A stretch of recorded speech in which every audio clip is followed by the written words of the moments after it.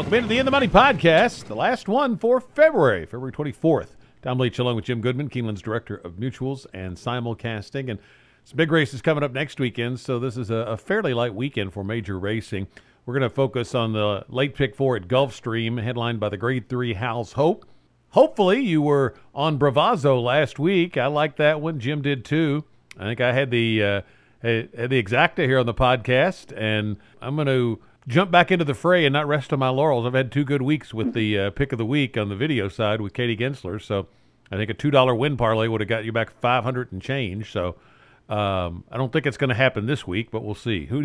We'll start with the Hal's Hope, Jim. Who do you like? Yeah, I sure hope they listened to you, Tom, last week.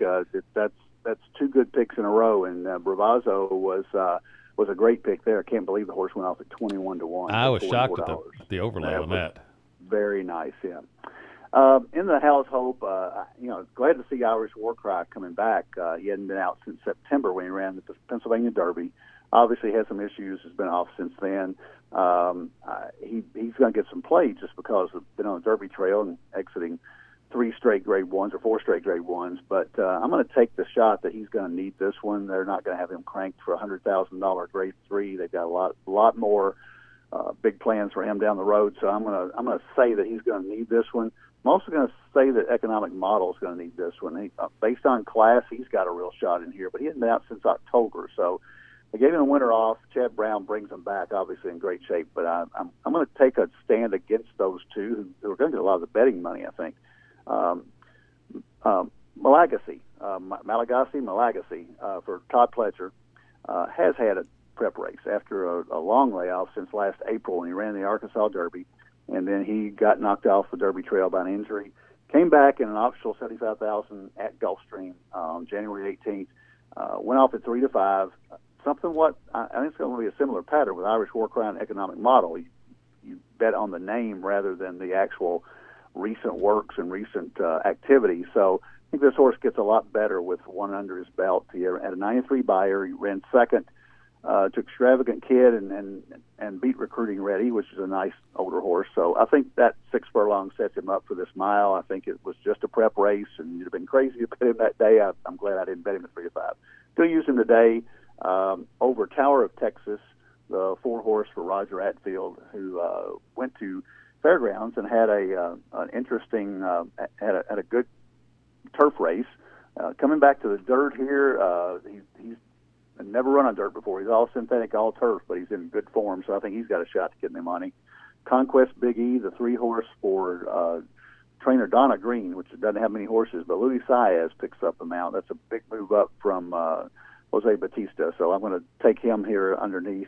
And then, of course, Irish Warcry and Economic Model. I think logic tells you that they could get a piece of it. I'm just going to bet against him on the win side with the Pletcher horse. Well, after hitting the 2 price plays the last 2 weeks in our main race, I am going chalky this week and going to take Irish Warcry. I've always had a hunch this horse is going to be best in the long sprints, and this is a 1-mile race around one turn, a Met Mile kind of horse. Just the build of this horse, and we'll see if it proves true, but I'm kind of thinking that the 7 furlong 1-mile races are going to be right in his wheelhouse, and he's trained well. I like that Jose Ortiz is riding, and the horse has won on this track, which helps too. I'll have to throw Economic Model in there in terms of exactas, but I think one of the 2 Pletchers is the likely winner if Irish Warcry doesn't win, isn't ready to fire. Malagasy, the 6, Send It In, the 8, one of those 2, I think wins it if Irish Warcry doesn't. The pick 4 starts in the 10th race, and we'll just we won't analyze each race in any great detail because they're not stakes races, but a couple of maiden events. Starts the pick 4 with a maiden 7 furlong race, and Steve Bick of the At the Races show on satellite radio, he always touts an angle of Shug McGahee debuting horses at 7 furlongs and being more dangerous at 7 than at other distances, and I've seen that prove out over the years, so I'm going to include Bailout, the 5, couple of Bullet Works, and Jose Ortiz taking the mount. But Ruler of the Nile for Pletcher and Candy Graham for Jerkins are 2 others that I would have to have on the ticket. The one for Romans is worth a look, but I'm going to leave him off my ticket just for economic reasons, not to cost too much. And the 12, Crafty Jack made a nice improvement in his second start, and I think that horse is dangerous, probably more as a hit the board than win. But if you like somebody a lot later on in the pick 4 sequence, you could spread out more here. I would suggest maybe throwing that one into the mix as well. The 11th race, I'm going to spread out. Don't like anybody a lot. The 4, Zafiro, first time off the claim for DeBona, is a 32% angle, and Castellano takes the mount. But I want to use the 2, Archvillain, for John Service, and then the 3, 5, and 6 because of the jockeys. Just the Facts with Jose Ortiz, Real Creole with Tyler Gaffleone, and the 6, Uncle B, with Irad Ortiz. I'm going to use 2, 3, 4, 5, 6. Going to use Irish War Cry and the 2 Pletchers in the Howl's Hope. And then in the last race, I'm going to go 3 deep, Vegas Kitten, a first-timer for Chad Brown. I'm going to use the 6 horse Zephin because he's got 1 start under the belt. And then the 2, the Green Moster, Turf Pedigree, Saez riding, and a couple of starts under the belt. So first-time turf for Romans, but with a little more experience in a field of mostly firsters. I'm going to use that one. So 5, 7, 8 with 2, 3, 4, 5, 6 with 1, 6, 8 with 2, 6, 9 for me. How about you? Well, mine's a little different. The people listening to the podcast sometimes are amazed that we come up on the same horses, and although we like the same horses, I constructed my ticket a lot differently today. The opening race, I'm going to give you some numbers, but unless I see something really, a good thing about that is you're going to be able to watch the tote board on this. So the first-time starters, you're going to see how many are getting played. So follow the smart money. There's a lot of firsters in here. 1 for Pletcher, 1 for Shug that you mentioned, 1 for James Jerkins, Bill Mott, and Ian Wilkes and Kelly Breen. You've got a lot of good. Mott is not a good first-time starter trainer, but the other guys pretty much are. So I think you look at that. Ian Wilkes gets them ready the second or third time. So you look at that. I liked about 6 or 7 horses in here. My top 4 picks would be King Zachary, the 1 for Romans that you mentioned. The 4, Zap Daddy, first-time starter for Mike Maker off a great series of works. The 5, Bailout for Shug McGahee, the one you mentioned as well. And Ruler of the Nile, just for Todd Pletcher and Johnny Velasquez, just because it's Pletcher Velasquez. So if I went with a cheap ticket, I would use 1, 4, 5, 7 here. So that's 4 horses, but I could be talked into using the 8, Candy Ground for Jerkins, the 12, Crafty Jack. If you look at that horse, he's raced against Magnum Moon, who's now on the Derby Trail, and Belle Tapissiere. So 2 winners came back out of the last 2 races. So I could use the 13, Arc in the Dark, first-time starter for Kelly Breen. So I'm going to cut it to 4, but I could use more. So I'm going to go 1, 4, 5, 7 there.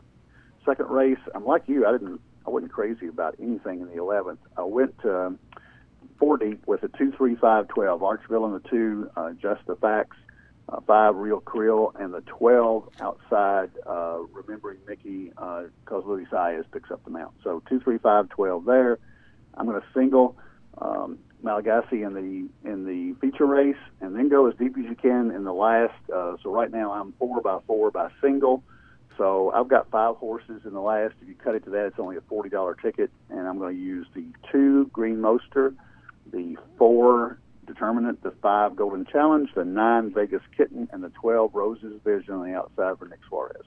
So I'm going to go 4 by 4 by single by 5, and I believe that's about $40. One other race we want to take a look at, it's a graded stake out at Santa Anita. It's down the hill on that 6.5 furlong turf course, the Grade 3 Daytona. And not a big field, but I thought an interesting betting race. Peter Miller's got 3 in here. Where did you land?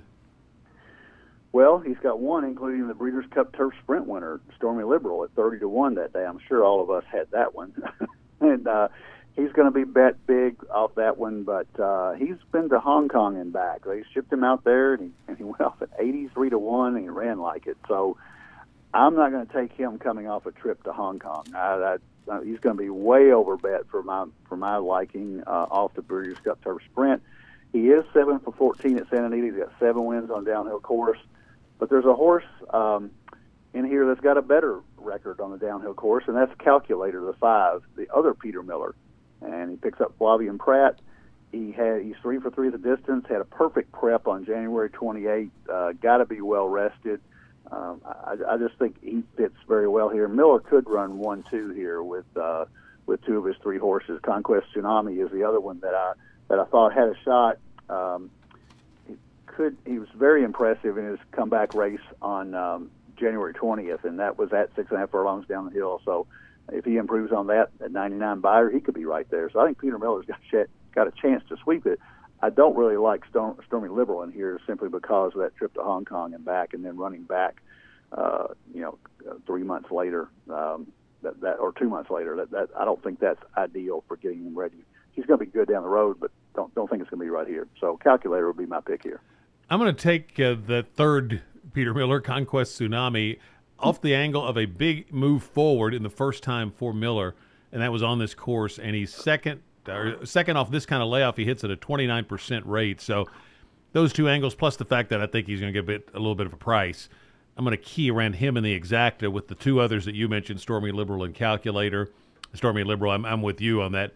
I'm picking against because of the long trip, but he has run so well on the course that I'd have to use him in tickets. And then the 6 Perfectly Majestic's the other one I might consider, but Conquest Tsunami is going to be the key for me in the Grade 3 Daytona. Be a lot more higher grade races coming up next week that we'll be talking about on the first edition of the In the Money podcast for March as we continue down that road to the Kentucky Derby, and there'll be a big prep or two next weekend to talk about. For Jim Goodman, I'm Tom Leach, and this is the In the Money podcast for KeenelandSelect.com.